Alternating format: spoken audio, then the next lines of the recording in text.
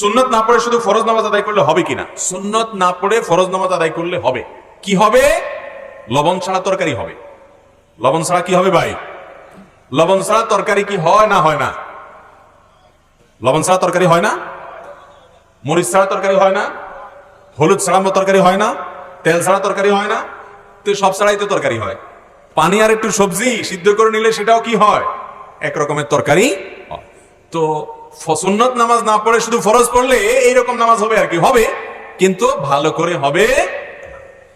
মনে রাখবেন, 5 ওয়াক্ত ফরজ সালাতের আগে পরে বিভিন্ন সুন্নত সালাত যে শরীয়তে রেখেছে, এটি আমাদের ফরজ সালাতের পরিপূরক, ফরজ সালাতের জন্য রিহার্সেল, প্রস্তুতিমূলক আয়োজন।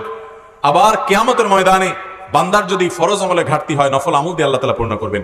5 ওয়াক্ত সালাতের আগে পরে সুন্নত সালাতগুলো এত গুরুত্বপূর্ণ সুন্নত যে আমাদের নবীজি সাল্লাল্লাহু আলাইহি ওয়াসাল্লাম এগুলো কখনো ছাড়তেন না। এটা সাধারণ নফল নামাজ না, অনেকে পড়ে না, এটা সাধারণ সালাতের মতো না, এটা গুরুত্ব আছে। নবীজি সাল্লাল্লাহু আলাইহি ওয়াসাল্লাম এটা ছাড়তেন না।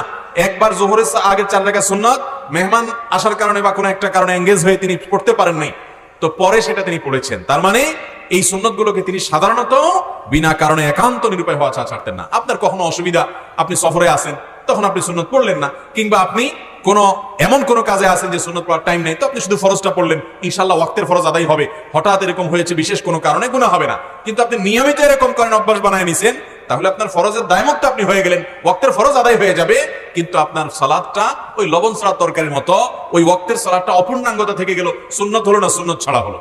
অতএব 5 ওয়াক্ত ফরজ সালাতের আগে পরে সুন্নতগুলো পড়ার চেষ্টা করতে।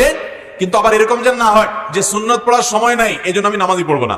আপনার সময় কম আছে, সুন্নত বাদ দিয়ে শুধু ফরজ পড়েন, তারপরেও আপনাকে ওয়াক্তের ফরজ আদায় করতে। ওয়াক্তের মূল রাকাত হলো ফরজগুলো, সুন্নতগুলো ওয়াক্তের মূল রাকাত না। যেমন আপনাকে যদি জিজ্ঞেস করা হয় জোহরের সালাত কয় রাকাত, আপনি কয় রাকাত বলবেন? 4 রাকাত। জোহরের মূল সালাত কয় রাকাত?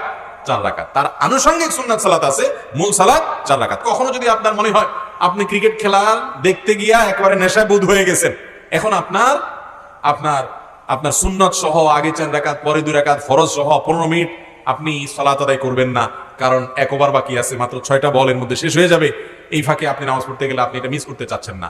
ঈমান যদি এত দুর্বল হয়, এই ফাসিকি চিন্তা ভাবনা যদি আপনার উপরে ভর করে, তাহলে কমপক্ষে 4 রাকাত ফরজ হলেও আপনি জামাতের সাথে পড়ে চলে যান, তারপরেও আপনি সুন্নত সহ পুরো প্যাকেজ করতে পারবো না, এই কারণে সালাতই পড়লেন না বা জামাতই তরক করলেন, এটা কখনো জায়েজ হতে পারে না। তাহলে খোলাসা কথা হলো, সুন্নত সালাত পড়ার চেষ্টা করতে হবে। কোনো বিশেষ কারণে কখনো বাদ গেল সেটা ভিন্ন কথা।